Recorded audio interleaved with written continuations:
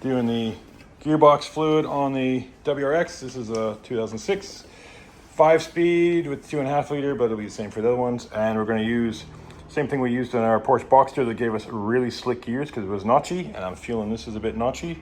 Yeah, the Pro Gear 7590 from Penrite, Australian brand. But yeah, it's very, very nice fluid to use, and I was very happy with that. The other car we put it in.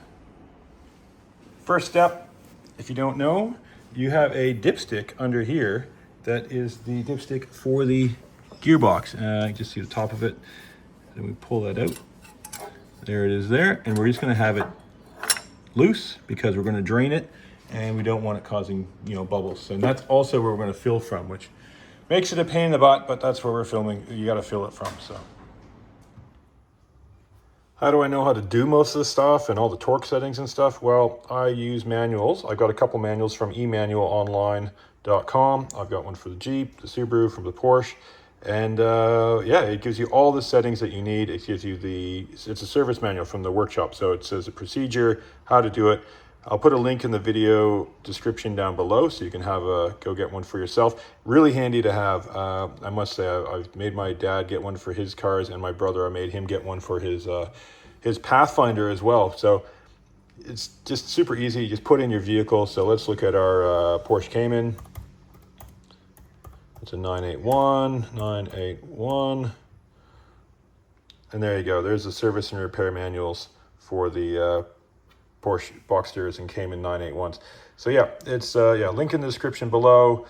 Click it through, and it'll take you to their site, and you can just get your new manual. It really makes a big difference, especially torque specs, because you always got to try to look on the internet. I found multiple torque specs for different things you look on the internet, but this is the actual service manual, so it'll be correct. So we're under the car. You got to have a T70 Torx, and you'll see the big, huge drain T70. There it is. So we're going to break that loose with the breaker bar. Pull towards me? Yep. Oh God, what does this torque do? I don't know. It shouldn't be very much. So. Yeah. All right, let me get in there. Oh man, that is. I told you. In there. Persuaded with the pipe.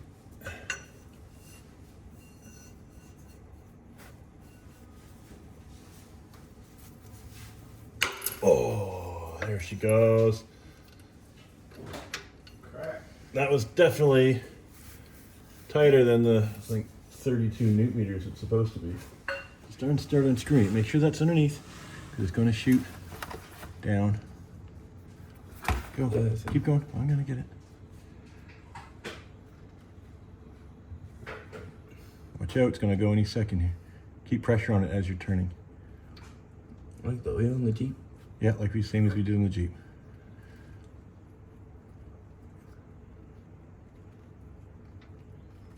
Don't drop it. It's clear fluid. Doesn't matter. Here it comes. It's going to stink. Ready? Quickly. 1, 2, 3, go. Let your hand drip. Let your hand drip in there. Let your hand drip in there. That's very clear. It's still green. Okay, now you can start wiping your hand with your other hand. So you got 2 hands. There you go. Okay, there we go. That is draining, and we'll let it drain for a while. All right, while that's draining, we'll have a look at the plug. Now, the plug has a magnet in it, and that magnet gets little metal deposits on it, and that black stuff is those deposits. Not a whole lot, not too bad, but it's always going to pick up some, because that's what it's designed for. But we'll clean that up. And we have a new crush washer. Went to Subaru and got a OEM one because it's a humongous bolt, and good luck finding one from your auto parts store. We'll give that a clean and change the crush washer. Crush washer is on the diff bolt, ready to go in. Just a brand new one. So we'll put the part number in the description if you want to go to your local dealer and get one. It's a couple bucks, but it's done right. And we'll just move the drain pan so we don't accidentally drop it in. I mean, there we go, a couple threads.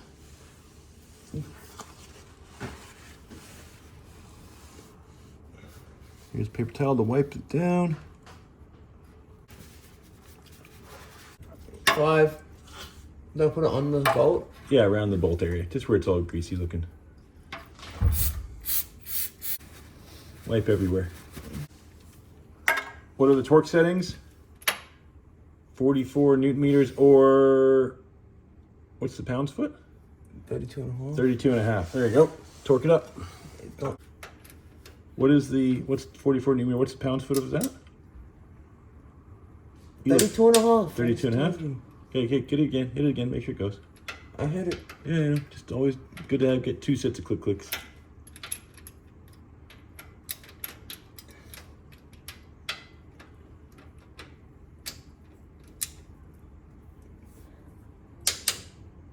Beautiful. That's torqued in. Okay, now we can start filling it up. Now to fill it up, we need to put our hose in the dipstick tube. So we'll take the dipstick out, a few paper towels, catch the drips, and we've got a pump to do it.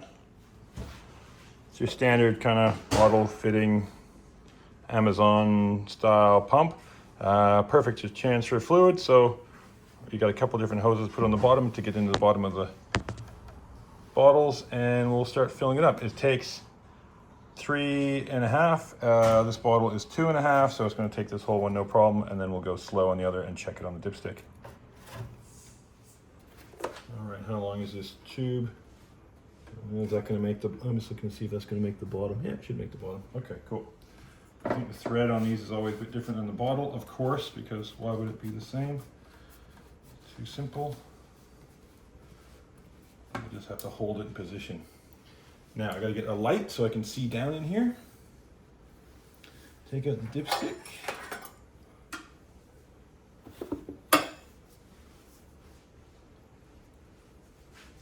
And this tube needs to go down. Okay, this is just long enough, and I'm trying not to push on the intercooler, obviously, so it's on the brace. And there we go. We pump in, pump and pump this whole bottle, and then we need to get another liter in it. So that's 2.5 liters in. And because these are they're window on the side, you can see how much is in there. Added another liter from a new bottle to this, and we'll pump the last in. That should be bloody full then. But let's go, and now, always trying not to drip everywhere, but we're probably going to get a few drips. That's 3.5 liters in, dipstick ready. We'll let it sit for a minute so it should all run down, and we'll just try to find where this goes. Is it? Nope. There it is. If you have an STI intercooler on, you're probably going to have to take that intercooler off. Can't. It's a bit tricky to see, but we are right on the, just above the top hole, like millimeters above the top hole. So we will call that full, because this is going to change when it gets hot and cold. So we'll, done. Gearbox fluid, done. I just took it for a quick drive, and man, not even warmed up, gearbox cold, so much smoother. Hell yes. So much smoother. Yeah, just like it was when I did it in my Porsche. It was, because it was real notchy before. It was okay, like everything was tight, so we rebuilt the shifter and stuff, and the, you know, it's not many Ks on this car, but it was just, yeah, it just felt notchy, like it just, it's kind of, you needed a extra push, like it wasn't happy about going into gear sometimes. Yep, noticeably smoother, like night and day smoother. So highly recommend changing your gearbox fluid, especially if you got an old beater WRX.